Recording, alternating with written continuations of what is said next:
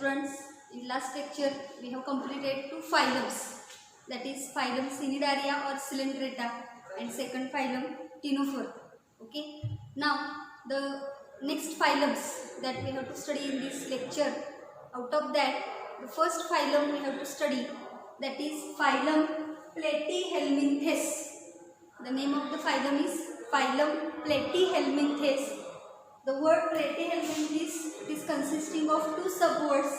First is platy, that means flat, and second is helminth, that means worms. The flat worms are considered in this phylum, that is platyhelminthes. म्हणजे हे मराठीमध्ये आपण त्याला चपटे कृमी असं म्हणतो. चपटे म्हणजे त्यांची बॉडी डॉर्सी वेंट्रली फ्लॅटनड आहे. डॉर्सल म्हणजे बाजू म्हणजे ही बाजू, वेंट्रल म्हणजे ही बाजू, असं असेल तर ही डॉर्सल आणि ही खालची वेंट्रल, यांच्यामुळे बॉडी कशी असते, अशी चपटी असते. डॉर्सी वेंट्रली फ्लॅटनड म्हणलेलं आहे. म्हणजे ही डॉर्सल आणि ही वेंट्रल दोन्हीही बाजू काय असतात, चपट्या असतात. अशा टाईपचं जे स्ट्रक्चर असतं त्याला आपण इथं फ्लॅट असं म्हणणार आहे. आणि यांच्यामध्ये या ऑर्गॅनिझमची बॉडी ही फ्लॅट असते, चपटी असते, म्हणून या ऑर्गॅनिझमला कॉमनली काय म्हटलं जातं, फ्लॅट वर्म्स म्हटलं जातं. Phylum platyhelminthes. ज्यामध्ये एक्झाम्पल्स आपल्याला बघायचे आहेत. फर्स्ट एक्झाम्पल आहे taenia. Taenia which is commonly called as a tapeworm. इथे तुम्ही डायग्राम बघू शकताय. आपला जो मेजरिंगचा टेप असतो, शिलाई काम करत असताना किंवा एखाद्या जागेचं मोजमाप करण्यासाठी आपण मेजरिंग टेप वापरतो बघा. सेम त्या टेपसारखं स्ट्रक्चर तुम्हाला एकदम इलॉंगेटेड असं स्ट्रक्चर दिसते बघा. एकदम मोठ्याच्या मोठा टेपसारखं स्ट्रक्चर आहे आणि म्हणून ह्याला कॉमनली काय म्हणलं जातं, टेप वर्म म्हणलं जातं. त्याचं सायंटिफिक नेम आहे, झुलॉजिकल नाव आहे ते टीनिया आहे. हे फर्स्ट एक्झाम्पल आहे. Second example fasciola, which is commonly known as a liver fluke. हा ऑर्गॅनिझम तुम्हाला इथं बघायला मिळते. लिव्हर फ्लूक हा पॅरासायटिक आहे. जनरली ह्या प्लेटीहेल्मिंथेसमधले ऑर्गॅनिझम जे आहेत ते आपल्याला पॅरासायटिक बघायला मिळतात. पॅरासायटिक म्हणजे काय, की दुसऱ्या ऑर्गॅनिझमच्या बॉडीवरती राहणारे, दुसऱ्या ऑर्गॅनिझमच्या बॉडीवरती जगणारे, अशा ऑर्गॅनिझमला आपण इथं पॅरासायटिक म्हणणार आहे. आणि हा एंडो पॅरासायटिक आहे, ऑर्गॅनिझमच्या बॉडीच्या आत राहतो, म्हणून ह्याला एंडो पॅरासायटिक म्हणलेलं आहे. लिव्हर फ्लूक असं कॉमन नाव आहे, बिकॉज इट इज प्रेझेंट और it is infecting the body part like liver. आपल्या बॉडीमध्ये लिव्हर असतं किंवा दुसऱ्या कुठल्याही ऑर्गॅनिझममध्ये, particularly it is present in goat and sheep. शेळी किंवा मेंढी असेल तर त्यांच्यावरती जनरली अटॅक करणारा हा ऑर्गॅनिझम आहे. त्याच्या लिव्हरवरती अटॅक करतो, म्हणून कॉमनली त्याला काय म्हटलं जातं, लिव्हर फ्लूक असं म्हटलं जातं. त्याचं सायंटिफिक नेम किंवा झुलॉजिकल नेम जे आहे त्याला फॅसिओला असं म्हणलेलं आहे. So these are the two examples. Third example आहे प्लॅनेरिया. डायग्राम आपल्याला दोनच बघायचे आहे तिथं. हे आहे टीनिया किंवा त्याला टेप वर्म म्हणलं जातं. हे आहे फॅसिओला किंवा त्याला लिव्हर फ्लूक म्हणलं जातं. ओके, तर आपल्याला याची कॅरेक्टरिस्टिक्स बघायचे आहेत one by one. So here first characteristic, commonly known as flat worms because the body is dorsoventrally flattened. Dorsal surface आणि वेंट्रल सरफेस दोन्ही कशा असतात, अशा चपट्या झालेल्या असतात, म्हणून त्याला कॉमनली काय म्हणलेलं आहे, फ्लॅट वर्म म्हणलेलं आहे. हे फर्स्ट कॅरेक्टरिस्टिक फीचर झालं. Then they are bilaterally symmetrical, triploblastic, acoelomate animals showing blind sac body plan. As we have seen different criteria and according to that these organisms are here showing bilateral symmetry. What is mean by bilateral symmetry? A single median plane is dividing two equal body parts. त्याला आपण काय म्हणणार आहे, bilateral symmetry म्हणणार आहे. Then triploblastic means presence of three germ layers, ectoderm, mesoderm and endoderm. Then acoelomate. What is mean by acoelomate? No splitting of mesoderm, no formation of body cavity. That is called as a acoelomate, and they are showing blind sac body plan. That means organ level, tissue level of organization here, or organ level of organization, having incomplete digestive system, having a single mouth as an opening through which food is ingested and food is egested. म्हणजे एकच opening आपल्याला digestive कॅनॉलचं बघायला मिळतं. त्या टाईपला आपण blind sac body plan म्हणणार आहे. अशा पद्धतीने हे कॉमन कॅरेक्टरिस्टिक फीचर्स आहेत. Bilateral symmetrical, triploblastic, acoelomate and they are showing blind sac body plan. Then next characteristic feature, most of them are endoparasites, few are free living. दोन मोड त्यांच्या लाईफचे आपल्याला बघायला मिळतात. Some organisms are free living and mostly they are endoparasitic. What is mean by endoparasitic? Endo म्हणजे आत आणि parasite म्हणजे आपण परजीवी त्याला म्हणतो. दुसऱ्या ऑर्गॅनिझमवरती ते जीवन त्यांचं काय करत असतात, जगत असतात. अशा ऑर्गॅनिझमला आपण काय म्हणतो, पॅरासाइट म्हणतो. पॅरासाइटचे बेसिकली दोन प्रकार असतात, एक्टोपॅरासाइट आणि एंडोपॅरासाइट. एक्टोपॅरासाइट म्हणजे ऑर्गॅनिझमच्या बॉडीच्या वर राहणार आणि एंडोपॅरासाइट म्हणजे बॉडीच्या ऑर्गॅनिझमच्या आत राहणार. अशा पद्धतीनं आपल्याला दोन प्रकार बघायला मिळतात. त्यापैकी या ग्रुपमधले ऑर्गॅनिझम हे एंडोपॅरासाइटिक आपल्याला सांगता येईल. ओके. नेक्स्ट कॅरेक्टरिस्टिक फीचर इथं, body is leaf like or ribbon like. जसं आपण इथं मगाशी बघितलं, लीफ लाईक म्हणजे पानासारखं, जसं झाडाचं पान असतं तसं स्ट्रक्चर आपल्याला बघायला मिळेल. किंवा मग रिबन लाईक, रिबन म्हणजे जसं वेणीला रिबन घालतात शाळेतल्या मुली, तशा रिबनसारखी अशी चपटी आपल्याला बॉडी बघायला मिळते. अनसेगमेंटेड आहे, बॉडीला सेगमेंटेशन नसतात, बॉडीमध्ये आतमध्ये कप्प्याकप्प्यासारखं स्ट्रक्चर नसतं, अनसेगमेंटेड आहे. And covered by cuticle into bracket in पॅरासाइटिक forms and cilia in free living forms. म्हणजे काय की दोन प्रकारे यातले ऑर्गॅनिझम आपल्याला बघायला मिळतात. Some are endoparasitic, some are free living.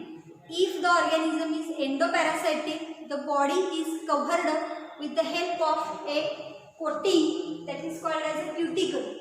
Cuticle नावाचा एक सबस्टन्स आहे, त्याचं वरनं कोटिंग त्या ऑर्गॅनिझमच्या बॉडीवरती आपल्याला बघायला मिळतं. कारण हे एंडोपॅरासाइटिक असतात. एंडोपॅरासाइटिक असल्यामुळे ते दुसऱ्या ऑर्गॅनिझमच्या बॉडीच्या आत राहतात. त्यावेळेला त्या ऑर्गॅनिझमला होस्ट ऑर्गॅनिझम म्हटलं जातं आणि यातल्या ऑर्गॅनिझमला पॅरासाइट म्हटलं जातं. आणि होस्ट ऑर्गॅनिझममध्ये असणारे काही एन्झाईम्स आहेत ते त्या पॅरासाइटिक ऑर्गॅनिझमच्या बॉडीवरती काहीही रिॲक्शन घडवून आणू शकतात, त्याचं डायजेशन घडवून आणू शकतात आणि ते होऊ नये म्हणून ह्या ऑर्गॅनिझमच्या बॉडीवरती आपल्याला काय बघायला मिळतात, तर क्युटिकलचं कवरिंग बघायला मिळतं. म्हणून इथं म्हणलेलं आहे की अनसेगमेंटेड बॉडी आहे आणि covered by cuticle in पॅरासाइटिक forms.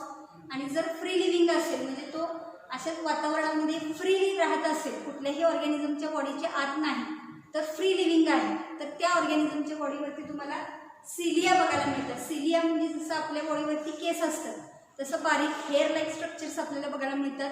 The structures are called as a cilia. So if the parasitic organism is there, it is covered by cuticle, it is a tough resistant covering to protect they from the host enzymes. म्हणजे जे host organism असेल त्याच्या एन्झाईमपासून त्या पॅरासाइटिक ऑर्गॅनिझमचं protection होण्यासाठी इथं आपल्याला काय बघायला मिळतं, तर क्युटिकलचं कवरिंग बघायला मिळतं पॅरासाइटिक फॉर्ममध्ये. आणि जर फ्री लिव्हिंग असेल तर त्याच्यावरती सिलिया असलेली बघायला मिळतात. ओके. नाव next characteristic here, the parasitic forms are showing presence of suckers or hooks for the attachment.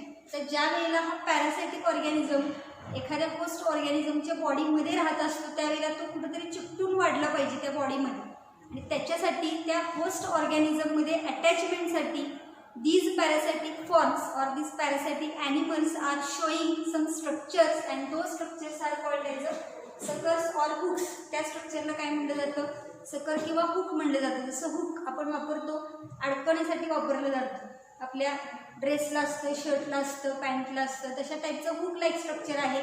तर ते हुक लाईक स्ट्रक्चर ह्या ऑर्गॅनिझममध्ये तयार होतं त्या होस्ट ऑर्गॅनिझममध्ये अटॅचमेंटसाठी. एक कॅरेक्टरिस्टिक फीचर पर्टिक्युलरली लक्षात ठेवायचं आहे. Then excretory system is made up of flame cells or protonephridia which help in osmoregulation and excretion. तर इथं बरेचसे शब्द आलेले आहेत बघा. एक्सक्रिटरी सिस्टीम म्हणजे आपण मराठीमध्ये त्याला उत्सर्जन संस्था म्हणतो. अगोदर आपल्या बॉडीमधली आपण एक्सक्रिटरी सिस्टीम समजून घेऊया. आपल्या बॉडीमध्ये एक्सक्रिटरी सिस्टीममध्ये मेन ऑर्गन कुठले आहे तर किडनी आहे. Kidney is main respiratory organ in our body. In such a way, in this phylum Platyhelminthes, this excretory organ it is made up of some special cells which are called as a phlegm cells or protonephridia. म्हणजे जसं आपल्या बॉडीमध्ये kidney ही excretory organ म्हणून काम करते, तसं या ऑर्गॅनिझममध्ये कोण काम करतं एक्सक्रिशनचं, तर त्याच्यामध्ये ऑर्गन तयार झालेलं नाही आहे, काही स्पेशल सेल्स असतात. त्या सेलला फ्लेम सेल्स म्हणलेलं आहे किंवा प्रोटोनेफ्रिडिया म्हणलेलं आहे, विच आर हेल्पिंग इन ऑस्मोरेग्युलेशन आणि एक्सक्रीशन. आता इथं दोन प्रोसेस सांगितलेले आहेत, एक्सक्रीशन आणि ऑस्मोरेग्युलेशन. एक्सक्रीशन म्हणजे elimination of nitrogenous waste material, जे काही विषारी पदार्थ बॉडीमध्ये तयार झालेले असतात त्याचं एलिमिनेशन घडवून आणणे म्हणजे त्याला काय म्हटलं जातं, एक्सक्रीशन म्हटलं जातं. आणि osmoregulation means maintenance of salt and water balance.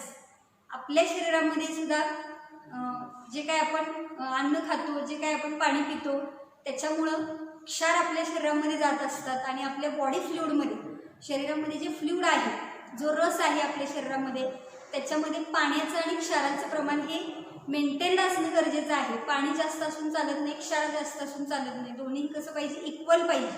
आणि हे इक्वल मेंटेन करण्यासाठी किडनी काम करत असते आपल्या शरीरामध्ये आणि त्या प्रोसेसला काय म्हणलेलं आहे, ऑस्मोरेग्युलेशन असं म्हणलेलं आहे. Maintenance of salt and water balance is known as osmoregulation. ही डेफिनेशन तुम्ही व्हिडिओ पॉज करून लिहू शकताय.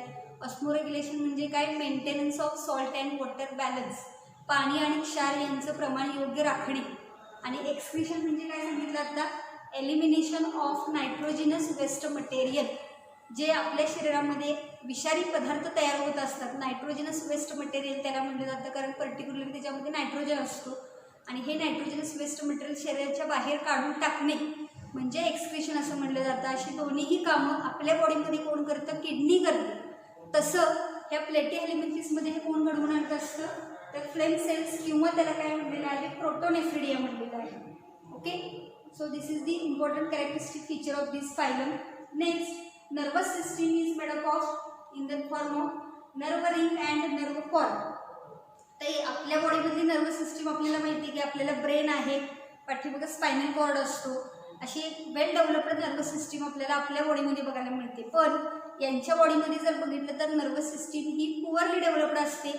It is only in the form of nerve ring and nerve cord. Nerve ring म्हणजे असं एक राऊंड स्ट्रक्चर असतं, नर्वपासून म्हणलेलं, त्याला नर्व रिंग म्हणलेलं आहे आणि त्याच्यापासून खाली एक दोऱ्यासारखं स्ट्रक्चर आलेलं असतं, त्याला नर्व कॉर्ड म्हणलं जातं. अशा पद्धतीनं नर्व रिंग आणि नर्व कॉर्ड ह्या दोन स्ट्रक्चरपासून काय म्हणलेलं आहे, यांची नर्वस सिस्टीम बनलेली आहे. व्हेरी सिम्पल नर्वस सिस्टीम आपल्याला इथे बघायला मिळते. Next characteristic feature, they are mostly hermaphrodite or bisexual त्याला म्हणलेलं आहे. ही टर्म आपण पहिल्या दुसऱ्या फायलममध्ये सुद्धा बघितलेली आहे. हर्मॅफ्रोडाइट म्हणजे काय, बायसेक्शुअल. बायसेक्शुअल म्हणजे काय, a single organism is having both the sexes. Male animal आणि फिमेल ॲनिमल वेगळा असत नाही. मेल सेक्स ऑर्गन आणि फिमेल सेक्स ऑर्गन हे एकाच ऑर्गॅनिझमच्या बॉडीमध्ये आपल्याला बघायला मिळतात. Such organism is called as a bisexual or hermaphrodite. No differentiation of male and female animal, म्हणजे एकच ऑर्गॅनिझम असतो, त्याच्याचमध्ये मेल पण सेक्स ऑर्गन आपल्याला बघायला मिळतात आणि फिमेल सेक्स ऑर्गन पण बघायला मिळतात. मेल ॲनिमल वेगळा आणि फिमेल ॲनिमल वेगळा असं बघायला मिळत नाही. जसं हायर ऑर्गॅनिझममध्ये आपण बघितलं, मॅमल्समध्ये बघितलं, आपल्या माणसांमध्ये बघितलं तर मुलगा मुलगी वेगळा असतो, किंवा बाकी प्राणी पक्षी बघितले तर त्यांच्यामध्ये सुद्धा मेल ॲनिमल वेगळा असतो, फिमेल ॲनिमल वेगळा असतो. पण या फायलममध्ये आपल्याला तसं बघायला मिळत नाही. एकाच ऑर्गॅनिझममध्ये दोन्हीही सेक्स ऑर्गन्स प्रेझेंट असतात, म्हणून त्याला काय म्हटलं जातं, बायसेक्शुअल किंवा त्याला हर्मॅफ्रोडाइट असं म्हणलेलं आहे. ओके, ही एक टर्म लक्षात ठेवायची आहे. Next, they show high power of regeneration. Example, planaria. High power of regeneration. Regeneration म्हणजे काय, आहे त्याच ऑर्गॅनिझमपासून नवीन ऑर्गॅनिझम तयार होणे, त्याला रिजनरेशन असं म्हणलेलं आहे. फॉर एक्झाम्पल, प्लॅनेरिया आहे. प्लॅनेरिया म्हणजे चपटा एक असा ऑर्गॅनिझम असतो आणि ह्या प्लॅनेरियाचे समजा दोन तुकडे झाले, काही कारणाने चुकून मधनं दोन तुकडे झाले, तर वरचा पार्ट वेगळा होतो, खालचा पार्ट वेगळा होतो. वरच्या पार्टला खालचा पार्ट नवीन तयार होतो, खालच्या पार्टला वरचा पार्ट नवीन तयार होतो आणि अशा पद्धतीने एका ऑर्गॅनिझमपासून दोन ऑर्गॅनिझम इझिली तयार होते. या प्रोसेसला काय म्हटलं जातं, रिजनरेशन म्हटलं जातं. And they R having high power of regeneration. म्हणजे कुठलाही एखादा तुकडा जरी त्या ऑर्गॅनिझमचा राहिला तरी त्याच्यापासून नवीन ऑर्गॅनिझम तयार होऊ शकतो. इझिली त्यांच्यामध्ये काय होऊ शकतं, रिजनरेशन होऊ शकतं, नवीन ऑर्गॅनिझम तयार होऊ शकतो. त्या प्रॉपर्टीला इथं काय म्हणलेलं आहे, पॉवर ऑफ रिजनरेशन म्हणलेलं आहे. एक्झाम्पल इथे लक्षात ठेवायचं आहे, प्लॅनेरिया.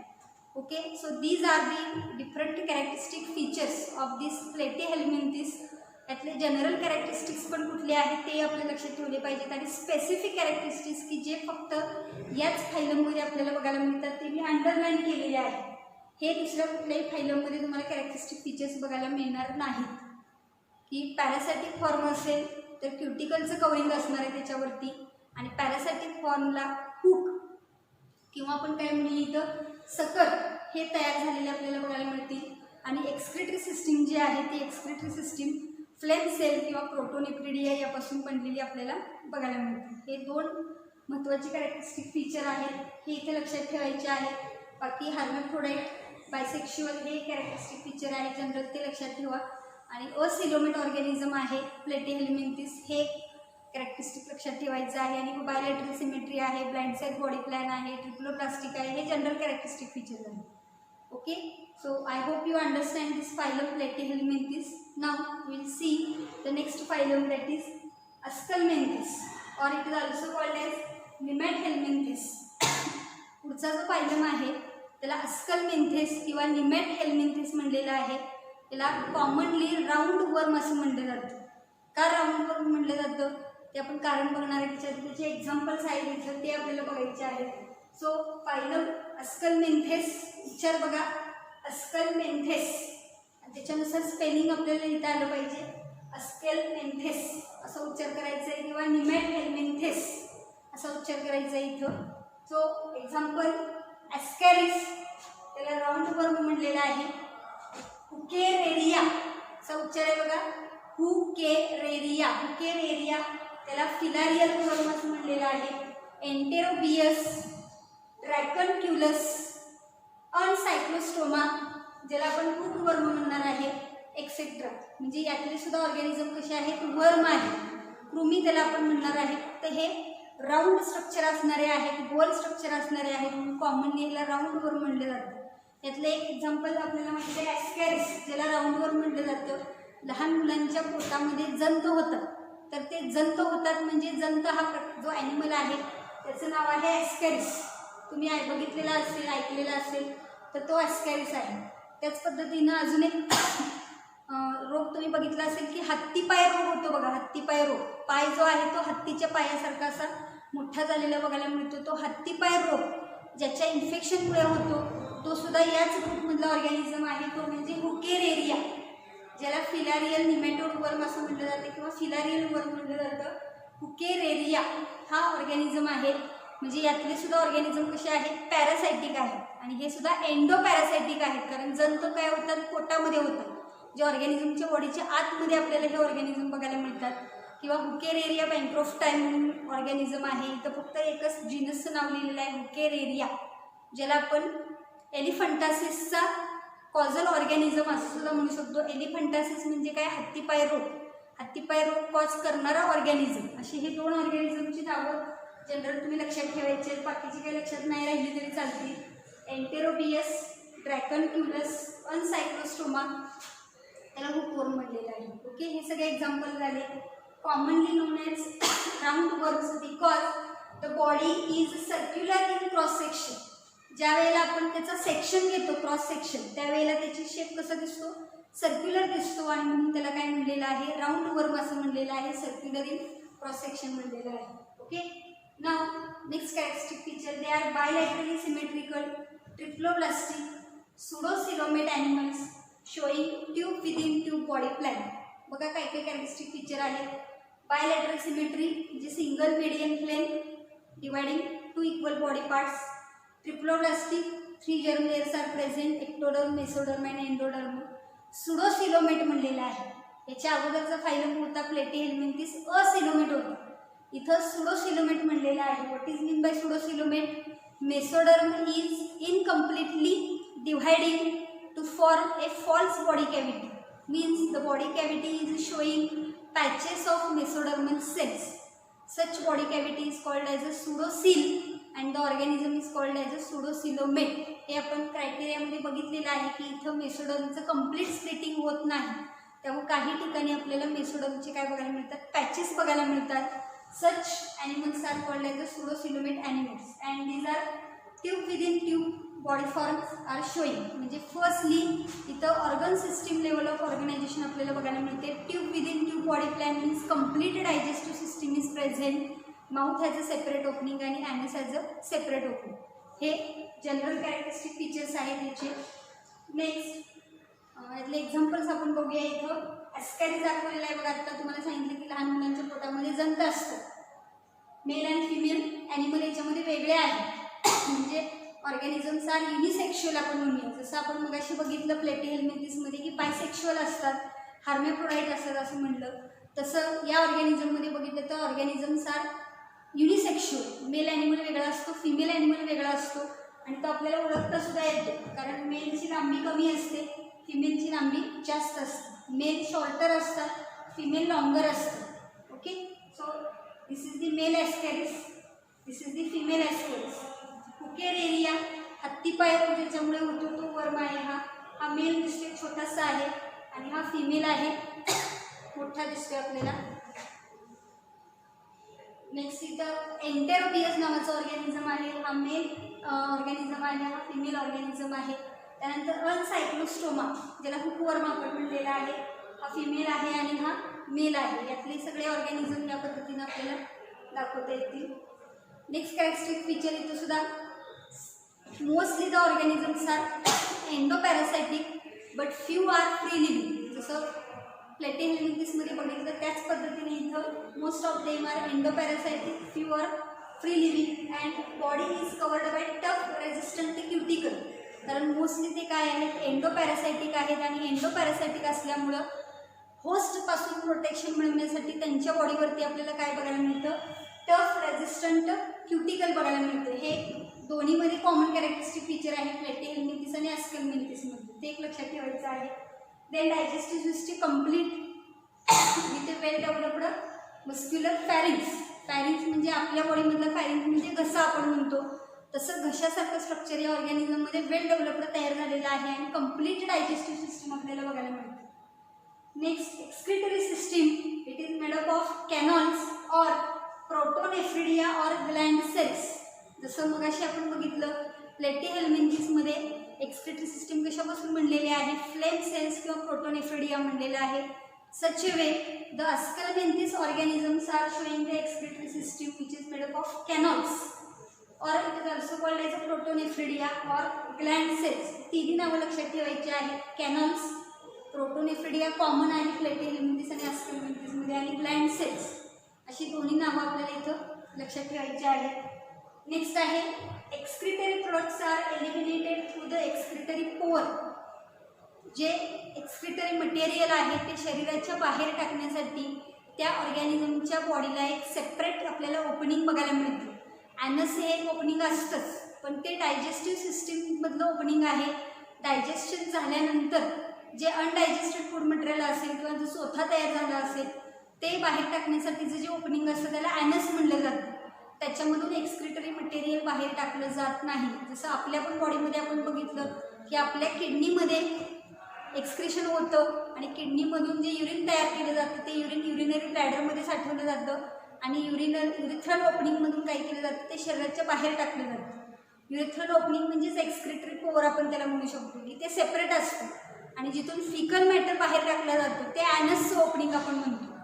अशी दोन सेपरेट ओपनिंग आपल्याला आपल्या पण बॉडीमध्ये बघायला मिळतात. तशाच पद्धतीनं या ऑर्गॅनिझमच्या बॉडीमध्ये जर आपण बघितलं तर दोन सेपरेट ओपनिंग असतात. एक डायजेस्टिव्ह सिस्टीमचं ओपनिंग वेगळं आहे ॲनस आणि एक्सक्रिटरी सिस्टीमचं जे ओपनिंग आहे की ज्याच्यामधून एक्सक्रिटरी प्रोडक्ट काय केले जातात, एलिमिनेट केले जातात, त्या ओपनिंगला एक्सक्रिटरी पोअर म्हणलेलं आहे. पोअर म्हणजे छिद्र, hole.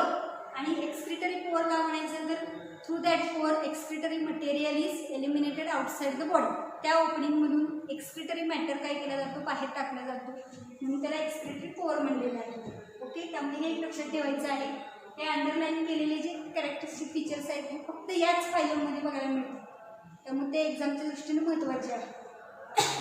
Then nervous system same as in platyhelminthes. Nervous system is in the form of nerve ring and nerves. ज्यामध्ये सुद्धा नर्व रिंग, नर्व कॉर्ड आणि नर्व्स अशी सिम्पल नर्वस सिस्टीम बघायला मिळते. जसं प्लेटिहेल्मिंथिसमध्ये आपण बघितलं त्याच टाईपमध्ये.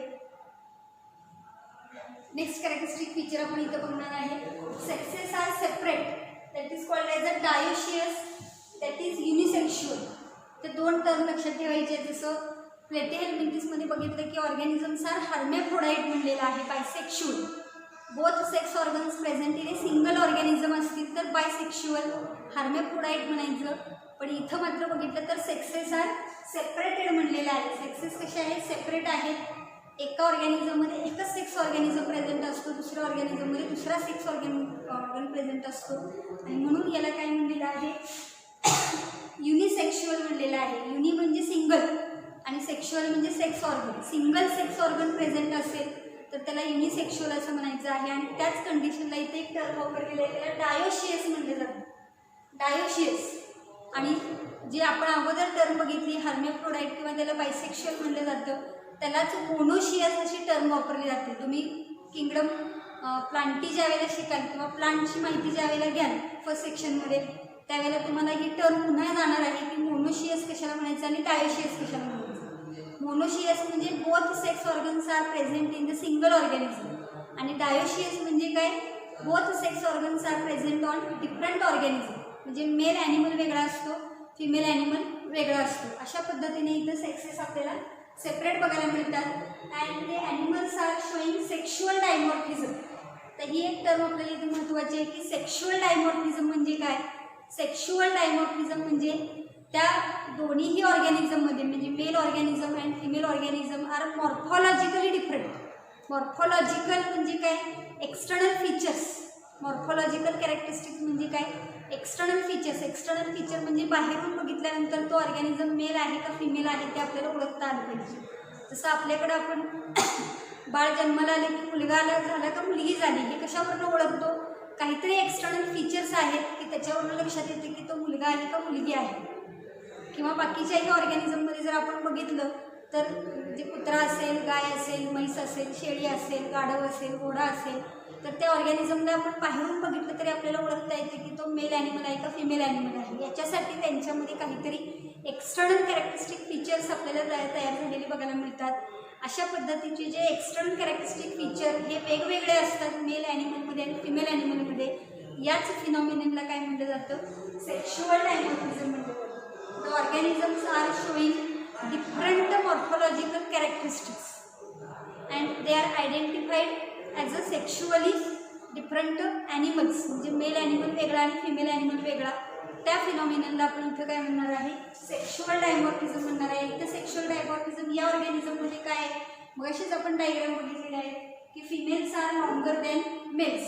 सगळ्याच ॲनिमलची आपण चित्र बघितली की ॲस्कॅरिस बघितला, हुकेरेरिया बघितला, एंटेरोबियस बघितला, हुकवर्म बघितला. ह्या चारही ऑर्गॅनिझममध्ये मेलची लांबी कमी होती आणि फिमेलची लांबी काय होती? जास्त होती. त्याच्यावरून लगेच ओळखेल की तो ॲनिमल मेल आहे का फिमेल आहे. शॉर्टर लेंथचा असेल तर मेल ॲनिमल आणि लॉंगर लेंथचा असेल तर फिमेल ॲनिमल. असे सिम्पल याच्यामध्ये सेक्शुअल डायमॉर्फिझम आपल्याला बघायला मिळतं. Next characteristic feature fertilization is internal. Development may be direct or indirect. Fertilization कसं आहे? इंटरनल आहे. म्हणजे फिमेल बॉडीच्या आतमध्ये फर्टिलायझेशन होतं. फर्टिलायझेशन म्हणजे काय सांगितलं होतं? Fusion of male and female gamete. Sexual रिप्रोडक्शनच्या वेळेला मेल आणि फिमेल गॅमेट यांचं काय केलं जातं? फ्युजन घडवून आणलं जातं. त्या प्रोसेसला आपण काय म्हणणार आहे? फर्टिलायझेशन म्हणणार आहे. आणि हे फर्टिलायझेशन इनसाइड द बॉडी होत असेल तर त्याला इंटरनल फर्टिलायझेशन म्हणायचं. आउटसाइड द बॉडी होत असेल तर एक्सटर्नल फर्टिलायझेशन म्हणायचं. इथं कशा पद्धतीने होतं? इंटरनल फर्टिलायझेशन आहे. हे एक लक्षात ठेवायचं आहे. आणि development may be direct or indirect त्याचाही आपण डिफरन्स बघितलेला. तर डायरेक्ट म्हणजे जसा अडल्ट ऑर्गॅनिझम आहे तसाच ऑर्गॅनिझम जर तयार होत असेल, त्याचं पिल्लू अगदी त्याच्या अडल्ट ऑर्गॅनिझमसारखं दिसत असेल तर त्याला डायरेक्ट डेव्हलपमेंट म्हणायचं. आणि इनडायरेक्ट डेव्हलपमेंट म्हणजे लार्वल कंडिशन तिथं तयार होते. जसं फुलपाखरामध्ये आपण बघतो की फुलपाखराच्या अंड्यातून आधी आळी बाहेर पडते. आळीचं म्हणजे सुरवंट आहे तो सुरवंटापासून नंतर कोश तयार होतो आणि मग फुलपाखरू तयार होतं. तिथली जी डेव्हलपमेंट आहे फुलपाखरामधली ती कशी असते? इनडायरेक्ट डेव्हलपमेंट आहे. पण आपण आपल्या ऑर्गॅनिझममध्ये बघितलं किंवा गाय, म्हैस, शेळी, गाढव ह्याच्यामध्ये जर बघितलं तर त्यांच्यासारखाच दिसणारा ऑर्गॅनिझम तिथं जन्माला आलेला असतो. त्या डेव्हलपमेंटला आपण डायरेक्ट डेव्हलपमेंट म्हणणार आहे. म्हणजे अडल्टसारखाच ऑर्गॅनिझम तिथं ऑफस्प्रिंग म्हणून तिथं जन्माला येतो, त्याचं पिलू म्हणून जन्माला येतो, तर त्याला डायरेक्ट म्हणायचं. आणि लार्व्हल कंडिशन असेल, अळीची अवस्था जर असेल डेव्हलपमेंटमध्ये तर त्याला काय म्हणणार आहे? पण इनडायरेक्ट डेव्हलपमेंट म्हणणार आहे. हा फरक दोन्हीमध्ये लक्षात ठेवायचा आहे, डायरेक्ट आणि इनडायरेक्ट. तसं याच्यामध्ये जर आपण बघितलं तर फर्टिलायझेशन इंटरनल आहे आणि डेव्हलपमेंट ही डायरेक्ट असू शकते किंवा इनडायरेक्ट असू शकते. ओके, अजून एकदा आपण सेक्शुअल डायमॉर्फिझम म्हणजे काय फरक तो बघूया. इथं बघू शकताय तुम्ही की मेल आणि फिमेल यांच्यामध्ये फरक काय दिसते बघा.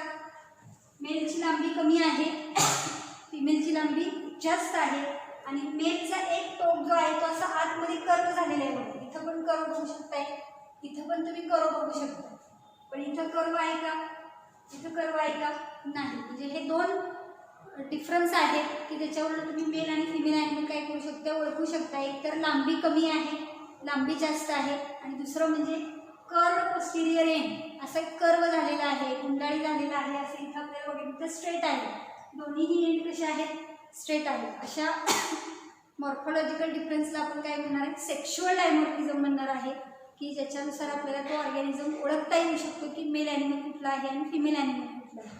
ओके, सो आजच्या today's lecture we have completed the two phylums, phylum Platyhelminthes and phylum Ascalmenthes.